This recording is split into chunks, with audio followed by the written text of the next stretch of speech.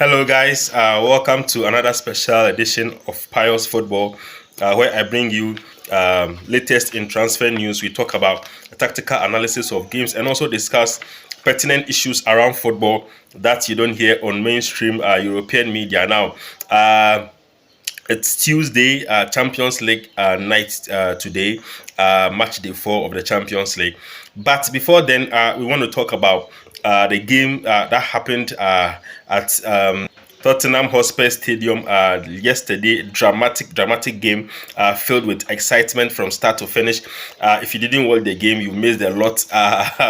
Dramatic win for Chelsea over their city rivals, a London derby between Chelsea and Tottenham Hotspur. On the day, Chelsea won 4-1. Goals from Nicholas Jackson on a hat trick. Hear it again. Nicholas Jackson scored a hat trick, and then also another goal by Cole Palmer, a penalty, and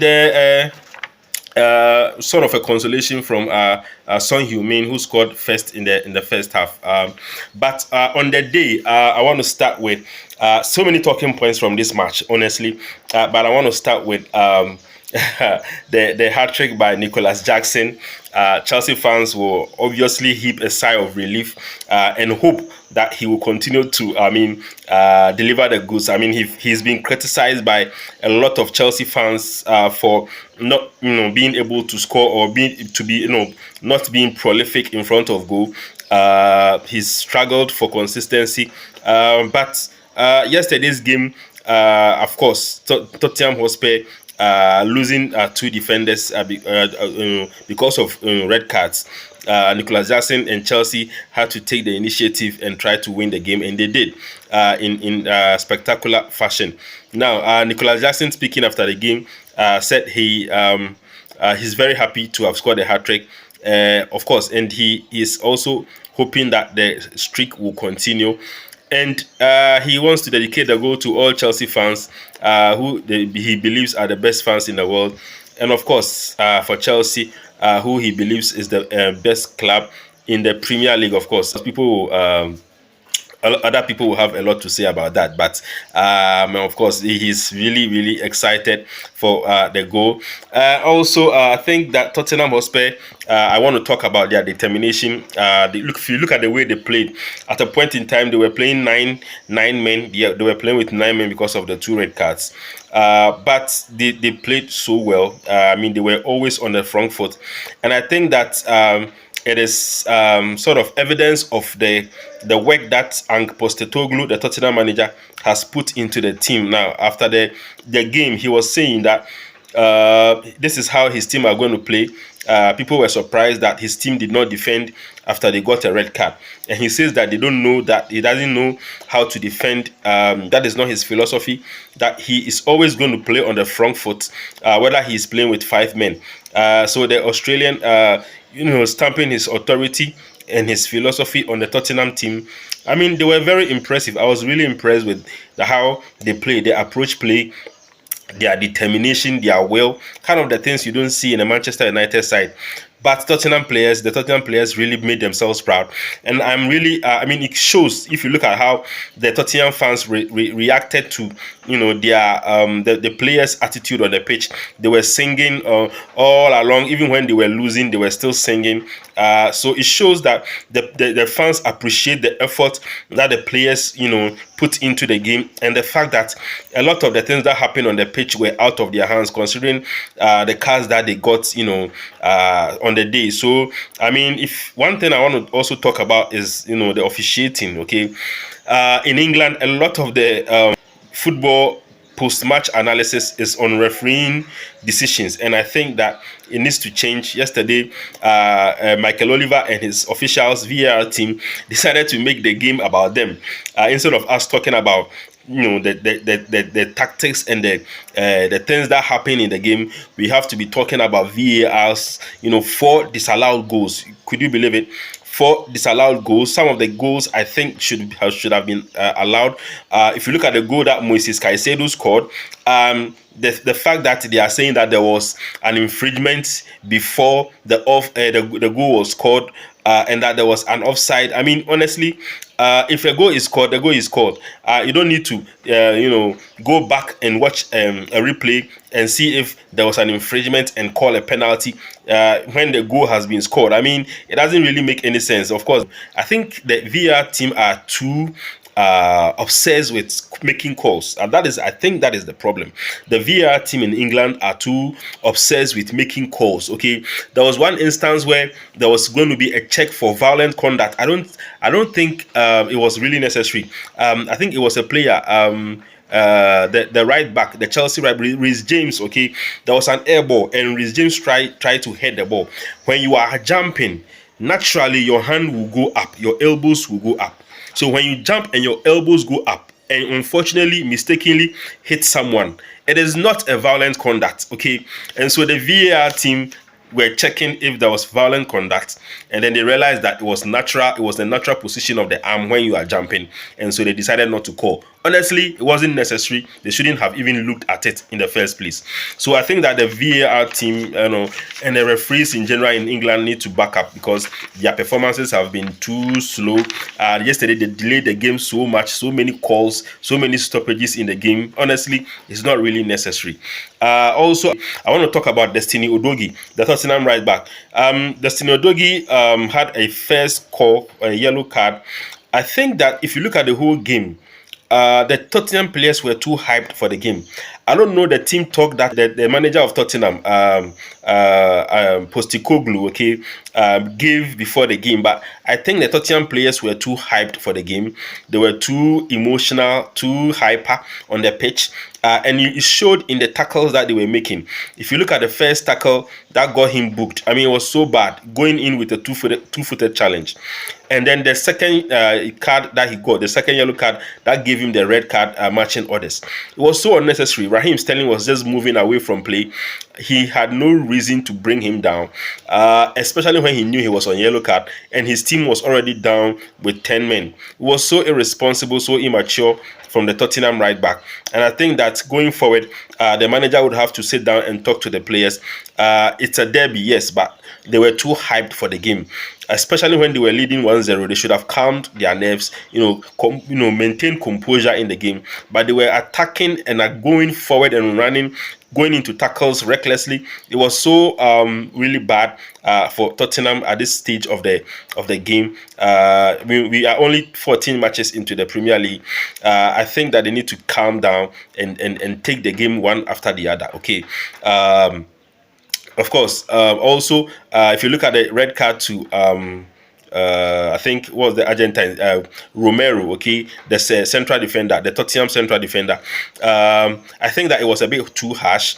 Yes, there was an infringement, it was a penalty, but I don't think that he deserved to have a red card. It was a dangerous challenge, but if you look at how there was a scruffle in the 18, okay, well, it's a scruffle, so I'm sure that Romero was not really intentional about trying to hit the Chelsea player. He really wanted to get the ball out of the way. He had no intention of hurting Enzo Fernandez, so there was no need for the referee to give Romero a straight red card. I think it was really harsh decision. Sometimes referees must apply some sort of common sense in their officiating, because there were two red cards actually damaged Tottenham. It brought down their spirit and gave Chelsea the upper hand in the game. In a game that I think that Tottenham would have won easily, Chelsea won 4-1, and I think it has to do with the officiating as well. So I think that the officiating will have to improve in England and in the Premier League as well. Also, I want to talk about the fact that Tottenham are now dealing with two injuries, which is really bad. The Van der Ven, he's been very amazing since he came in from the Bundesliga, joining Tottenham Hotspur. Van der Ven has been really good for them. Unfortunately, he got injured, and his injury seems to be serious. Postecoglou, in the post-match analysis, said that Van der Ven, his injury is going to be quite substantive. Of course, they need 24 hours before they can give a proper diagnosis of the nature of the injury. But looking at how it is, how the player got out, he couldn't walk. It seems like it was a damage to some of a tendon in the thigh, and it's going to take a few weeks, a significant amount of weeks actually, to get the player back. So it's definitely a bad news for Tottenham. Also, James Maddison also going out injured at a point in the game. So, two injuries, two red cards is definitely going to affect Tottenham Hotspur going forward. And I hope that they are able to, I think they have what it takes to maintain some sort of stability in their coming games, but it's going to affect their quality of play. Definitely, let's see what happens in their subsequent games. Also, another thing I want to talk about is this rumors about Anthony of Manchester United. There are rumors swirling around Anthony that Manchester United are looking to get rid of him somewhere in January. Then the rumor goes that actually Fluminense, who have just won the Copa Libertadores, which is the Champions League of South America, are looking to sign Anthony on loan, okay, for somewhere around 20 million pounds. But because they don't have the money, they are willing to bring Gabriel Barbosa. Remember Gabriel Barbosa? Gabriel Barbosa, who went to Italy, didn't really do well, cut it out in Italy with Inter Milan. So he went back to Brazil. Gabriel Barbosa, coming from Santos, he was so promising, one of the strikers that the Brazilians were looking up to, but he didn't really cut it out in Italy. So he came back to South America to join Fluminense, and now they are doing so well. He scored 18 goals in all competitions, in the both in the Copa Libertadores and also in the Brazilian league. And the rumors are that they want to bring Gabriel Barbosa to Manchester United in exchange for Anthony on loan. I don't know where that rumor came from, but the inside information I have at Old Trafford is that there is no certain concerning Anthony. Eric Ten Hag has no interest in letting go of Anthony. Of course, Anthony understands that he needs to improve. I mean, he was booed off the pitch when he was substituted in the game against Tottenham Hotspur on the weekend. So Anthony knows that he needs to improve. Of course, the problems in his personal life are not helping, but he understands the problems at Manchester United has to be solved immediately. That his form has to improve, and he needs to start producing stellar performances that we saw that he did in the Dutch league. So currently, Eric Ten Hag has no intention of selling Anthony. He has no intention of letting go of Anthony. Mind you, that Jadon Sancho is a winger that is definitely going to leave Manchester United. So it makes no sense that we let Anthony go as well. Then it means that we'll be short on the wings, which doesn't make any football sense. So I want all Manchester United fans to know that there are no concrete. It's simply not true that Anthony is on his way out of Manchester United. Now, still at Manchester United, Jadon Sancho. The news coming in is that Jadon Sancho has been removed. Okay, that's the word I want to use. Jadon Sancho has been removed from the team WhatsApp group. Okay, so Manchester United has a WhatsApp group. I'm sure every team has that, where Eric Ten Hag gives important information about games, tactics, and stuff, instructions and stuff, updates about stuff that they feel that is necessary for the players to know beforehand when they are not around at Carrington. Now, Jadon Sancho has been removed from this WhatsApp group, so I'm sure that this comes at a time where there's already an impasse between a manager and player, and the plans are that Jadon Sancho will be moved out on loan to play at a club and sort of get some sort of form before he's sold in the summer to boost up his transfer price. Okay, because 73 million pounds is definitely not going to be the amount we are going to get when we sell him in the summer. But if he goes out on loan to say a Borussia Dortmund and he does perform well, we are likely to sell him for somewhere around 50 to 60 million pounds, which will be good for us considering the situation we find ourselves with the player. Also, I want to talk about the fact that Barcelona currently are dealing with a lot of financial struggles. They are trying to do everything possible to try and recoup some money anywhere else that they can. Okay, so one of the things that they've done, remember that they are dismantling the old Camp Nou and trying to build a new stadium. Now, what is happening now is that they are selling some paraphernalia associated with Camp Nou. That is what they are doing now. And one of the things that they are doing is that they have created a diamond, an artificial diamond from a Camp Nou pitch. Now, if you are hearing this for the first time, I've already said this before on Pious Football back early on in the summer. where Barcelona were struggling financially, I came out and I said that they were producing some sort of club paraphernalia to try and make some money. To sort of shelve up their financial troubles. And one of the things that they were doing was selling the nets that were used in Camp Nou, the poles, the stadium poles that were used, selling some of the, I think one of the jerseys fabrics were being used to make chest pins for Barcelona, embroidered chest pins. And now the information that I am having is that the Barcelona diamond that were being made is now ready and is being put on sale. Okay, now this is how it happened. They extracted carbon. Okay, they extracted natural carbon from the grass in Camp Nou. Okay, the Camp Nou grass that was removed. They extracted carbon from the grass, and then they crystallized the carbon. They crystallized the carbon. So natural carbon has been extracted from the grass, and the carbon was crystallized under high pressure and low temperature at a lab. Okay, so it's a lab grown diamond, and that diamond has been put on sale. It is believed so 1 carat is at a cost of 15,000 euros, and a half carat of that diamond is at a cost of 2,500 euros. So it's available for the Barcelona fans who are interested in buying this diamond. Sort of engineering from the Camp Nou pitch, kind of ingenious way of making money. So Barcelona, right, they're trying to use every avenue of the old Camp Nou to make money to sort of solve their financial dilemma.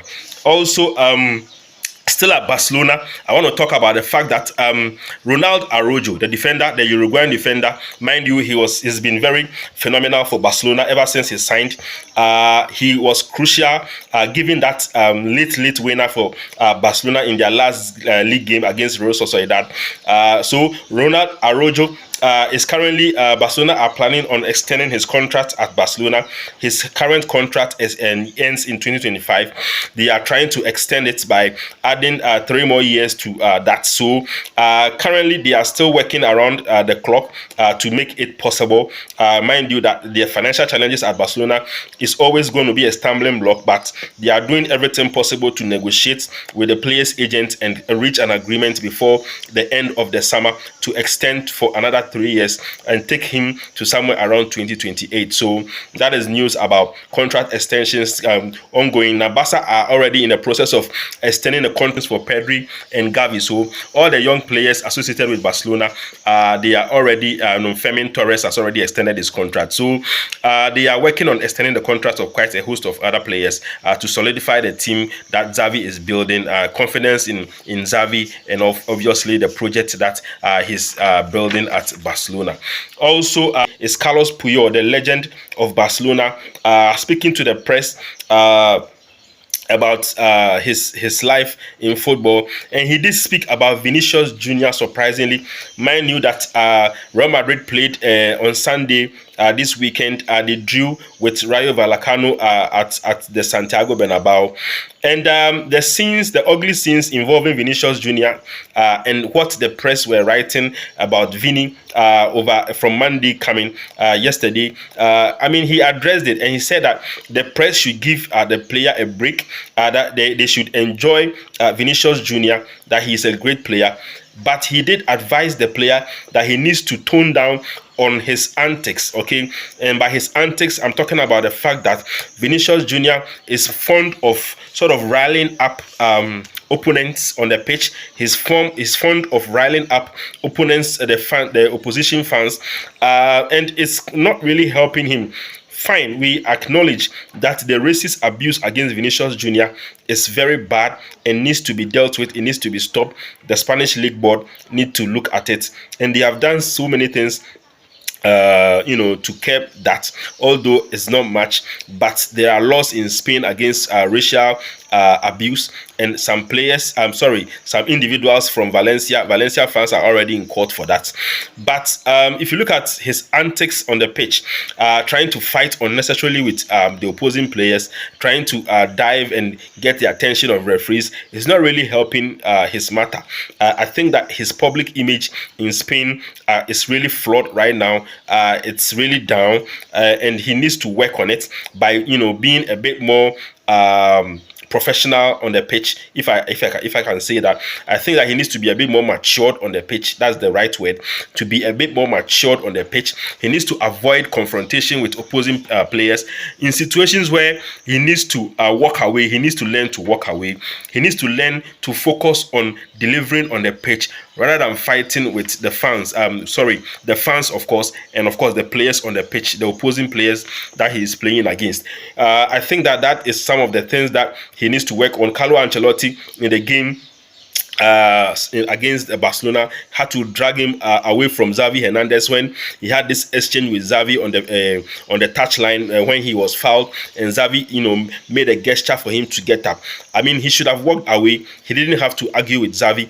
He had to be pulled away from the altercation by Carlo Ancelotti. I think that Carlo Ancelotti, as a manager with the experience that he has, needs to sit the player down and advise him and talk to him to try to behave well, and avoid situations where he would be put in a very bad light by the press. Okay, because he already has these negative sentiments ongoing with the press against Vinicius Junior. So he doesn't need to put more fuel in the fire of the negative attitude that the press have of him.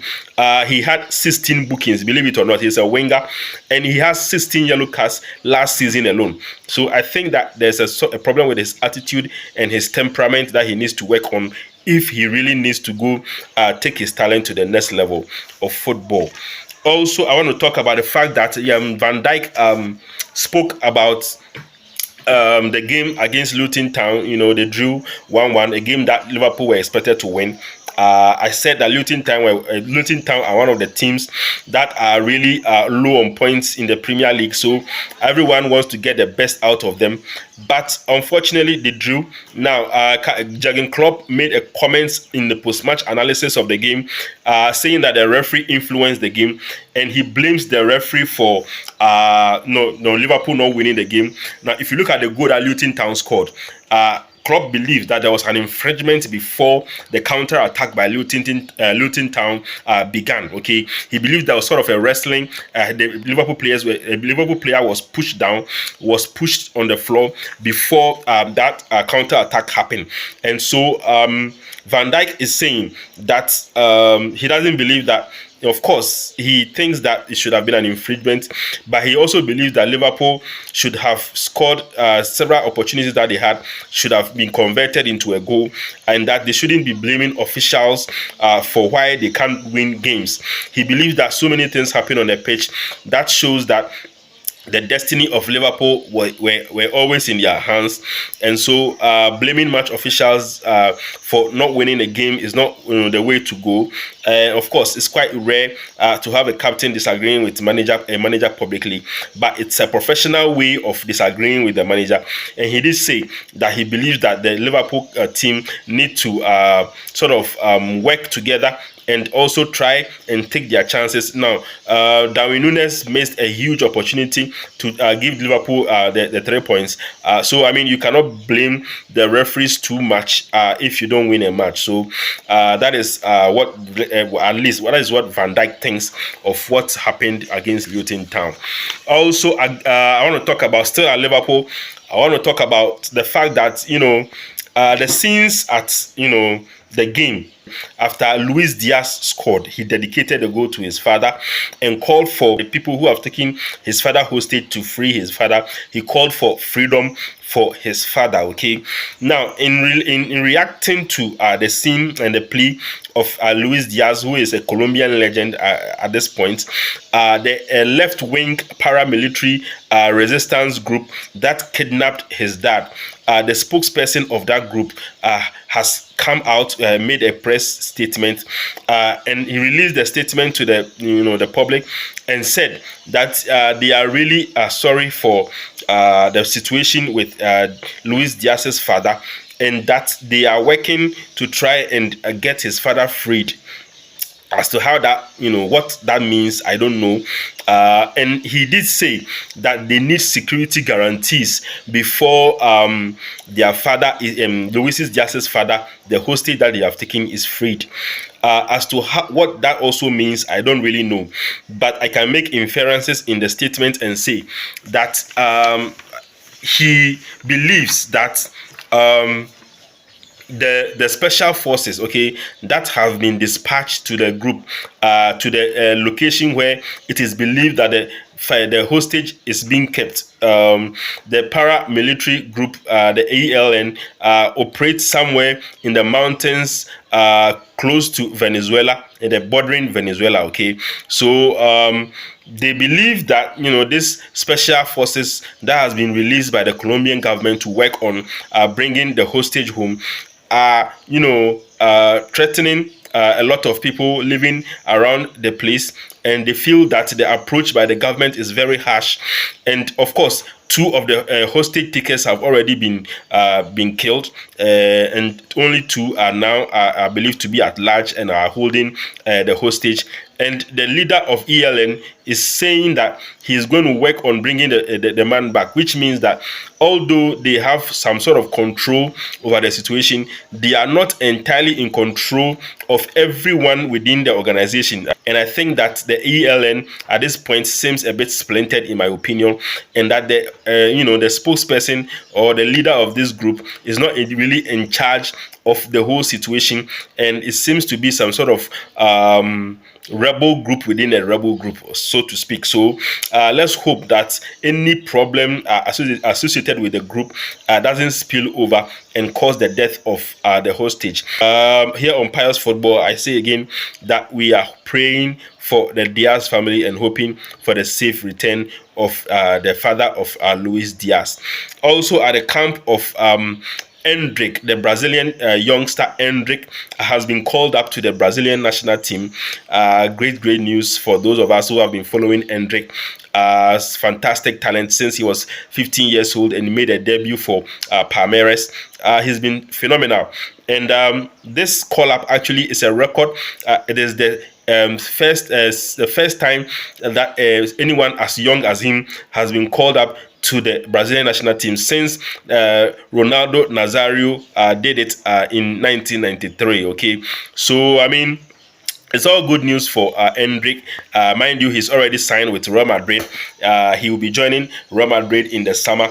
And he scored a brace coming back from sort of an injury, and also he's had sort of a bit sort of turbulent start to the season, sort of a drought in front of goal. A lot of people were complaining, but he was still a 17-year-old kid. You can't expect a 17-year-old kid to be scoring every game.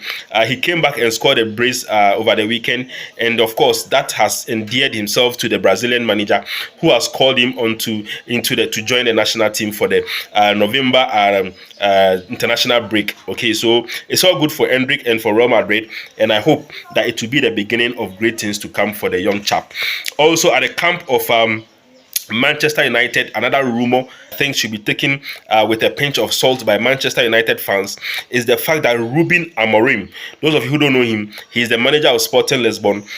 He's believed to be really tactically good, tactically sound, and he has been linked to the job at Old Trafford.